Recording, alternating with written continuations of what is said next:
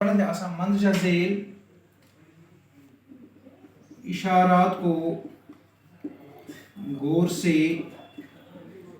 پڑھنے کے بعد کسی ایک حصے پر عنوان کے ساتھ ایک مضمون تحریر کیجیے. 50 اس میں لکھتا ہے ایک صحت مند دماغ صحت مند جسم ٹک سکتا ہے.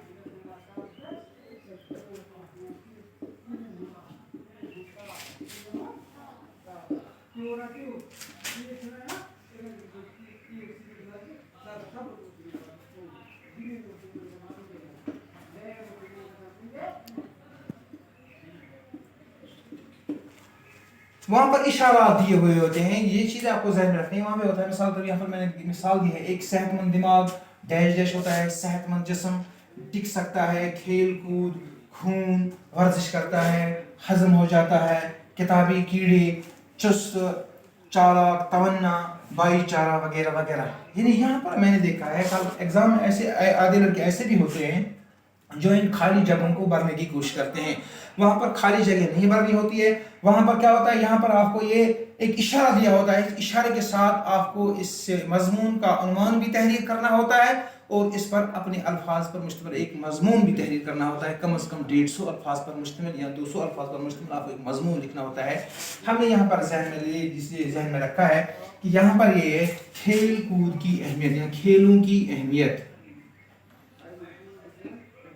کھیلوں کی اہمیت, یعنی کہ ہم اس طریقے سے لکھ سکتے ہیں کسی نے کیا خوب کہا ہے, ایک صحت مند دماغ ایک صحت مند جسم میں ہی ٹک سکتا ہے. اور یہاں پر اگر ہم یہ چاہتے ہیں کہ ہمارا دماغ صحت مند ہو تو ہمیں کھیل کود میں حصہ لینا چاہیے.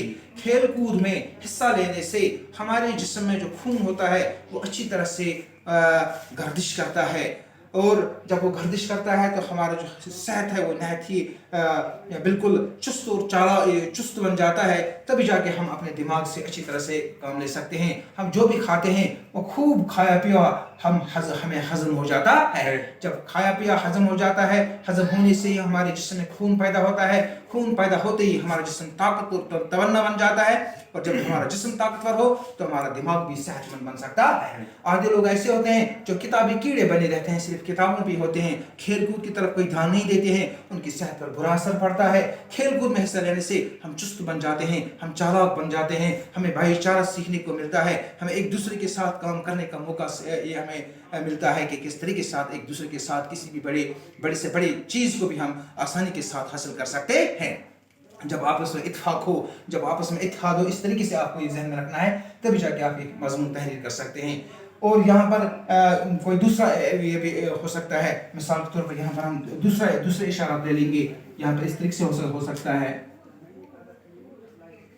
ایک مرد کی تعلیم, ایک فرد کی تعلیم, ایک عورت کی تعلیم,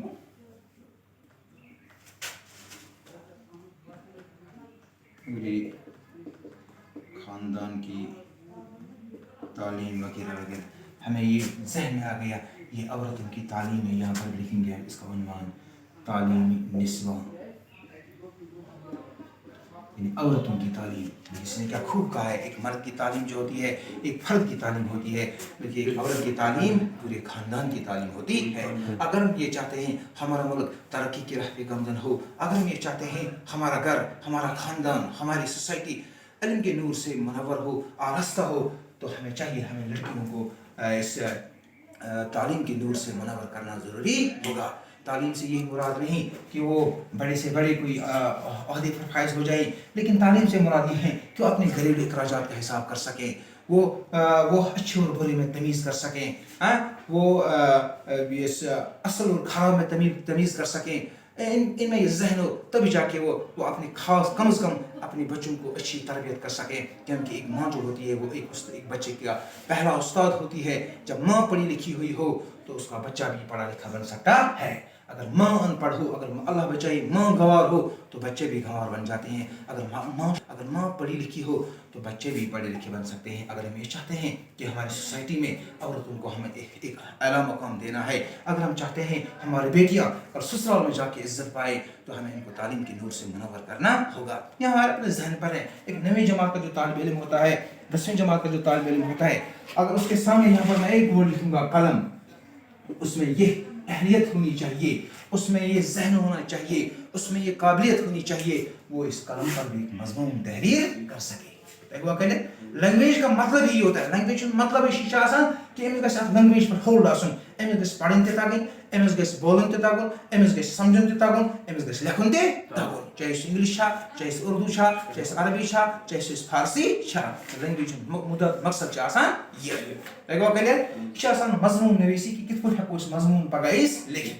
أسۍ وٕچھان ییٚمہِ ساتہٕ پگاہ أسۍ ایگزام گژھان چھِ تَتہِ دَپان ہے خٲلی کیٛاہ حظ یی, چھِ خٲلی جایہِ وَرٲے آسان کینٛہہ. یِم چھِ سُہ اورَے آسان سون. سانہِ وقتہٕ کیٛاہ اوس گژھان, سانہِ وقتہٕ ٲس گژھان کٲم, اَسہِ اوس آسان پٮ۪ٹھٕ کَنۍ لیکھِتھ منٛزا ذیل عنوان میں سے کسی ایک عنوان پر مضمون تحریر کیجیے. تعلیمی نسواں سائنس کی برکتیں, میرا پسندیدہ استاد, میرا پسندیدہ شاعر. وٕنکٮ۪س چھِ أسۍ اورَے 50 وٲڈ دِوان, کم از کم چھِ 50 وٲڈ آسان اورَے دِتھ. پَتہٕ چھِ أسۍ پَنُن 100 وٲڈ اَتھ رلاوان سۭتۍ, بَنے یہِ 150 وٲڈ, بَنے سُہ مضمون.